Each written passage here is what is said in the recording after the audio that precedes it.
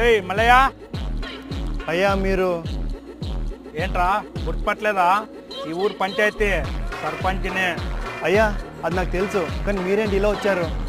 ఏం లేదు, మన ఊర్లో కూరగాయలు మార్కెట్ పెట్టుకున్నా.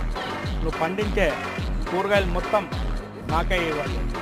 బాక్స్కి 200 ఇస్తా. కానీ అయ్యా బయట బాక్స్కి 300 ఇస్తున్నారు. అయిండొచ్చు. ఇప్పుడు నన్ను కాదని వేరే వాళ్ళకి ఇస్తే ప్రభుత్వం నుంచి వచ్చే ఏ ఒక్క పథకాలు కానీ ఈ వరకు రాని.